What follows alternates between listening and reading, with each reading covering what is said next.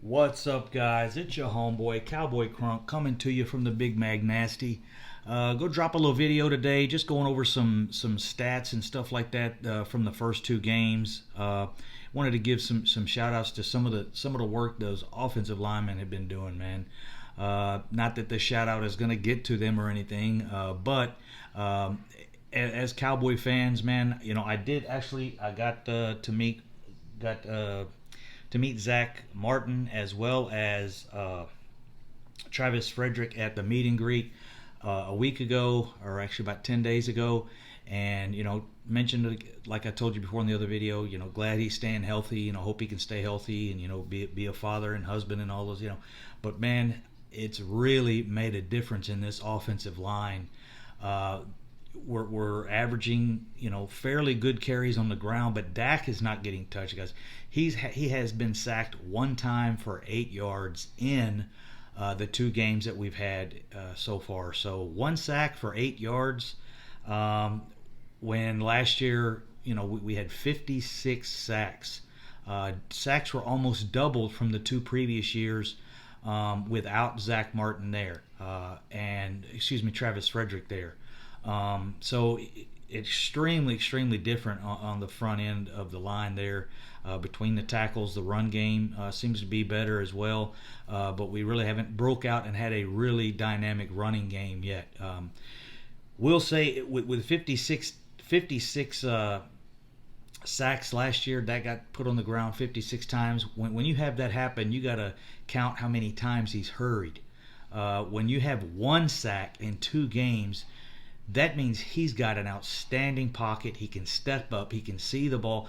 Some of this might be Kellen Moore, but some of this might also be just the line is so much more dynamically overpowering these defensive lines so far. And we haven't played any outstanding defensive lines yet. I was expecting Washington to play a little better up front than they did.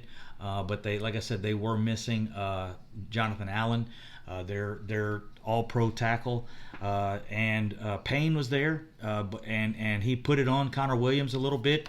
But as for the game overall, Connor Williams, kind of held his own. Excuse me, guys. Connor Williams kind of held his own, but for us to have one sack and 8 yards in two games, basically that means we're going to have eight. If you multiply that over the season, we're looking at 8 sacks, for 64 yards for the season. That's ridiculous. Of course, I don't think we will be able to hold that because we have some much more dynamic defensive lines coming down the road. But I did want to put that out. That's one of the things that's driving this offense. And another thing, guys, Dak Prescott's play it's really been unbelievable, and a big part of it is that offensive line. Additionally, as far as touchdowns, 7 touchdowns, 1 interception. Dak is leading the league, tied. I don't know who he's tied with, but I know he's tied for I think Patrick Mahomes, or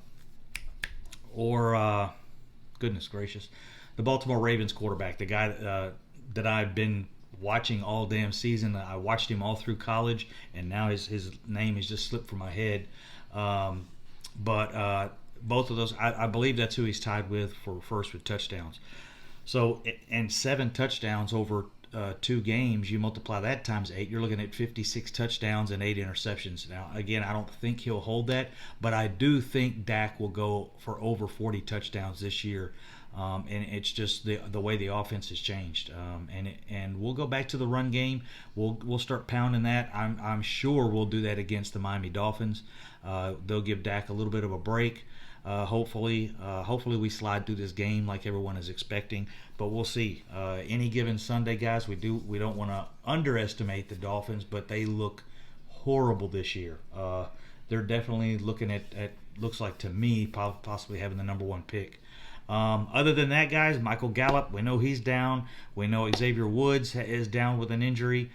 Gallup's going to be 2 to 4 weeks, probably closer to 4, since there's a surgery involved. But we'll see, guys. Hopefully everything comes through with that. Everything comes solid.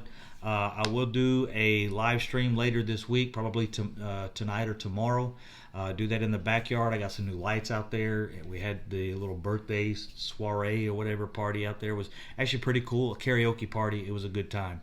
I leave for Bahrain on 12 November. I think I've got that moved up. It was supposed to be 2 December, but it looks like I'm going to get it moved up to 12 November, which is a good thing for me. I'll get back on the blocks making some salary. Right now, I'm basically unemployed. So, anyways, guys, I appreciate you joining in. That offensive line looks outstanding. Travis Frederick, Zach Martin.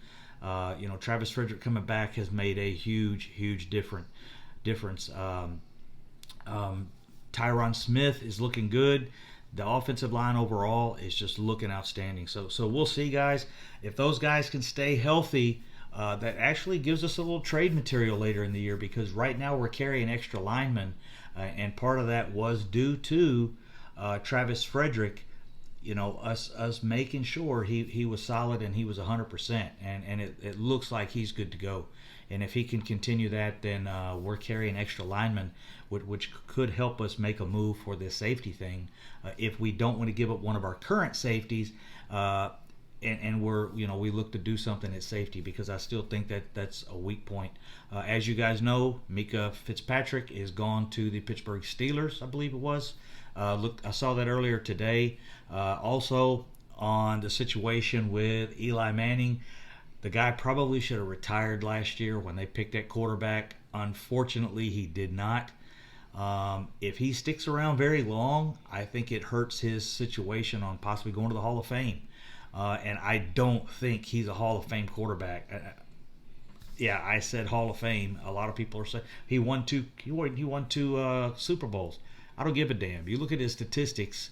You compare him to Romo. Romo would automatically be in the Hall of Fame.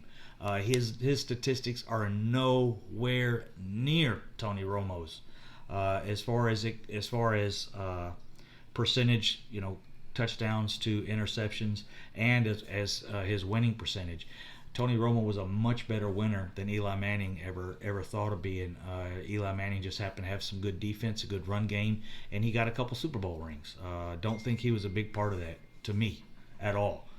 He had a few good plays. He threw the ball up a few times. His receivers made some plays.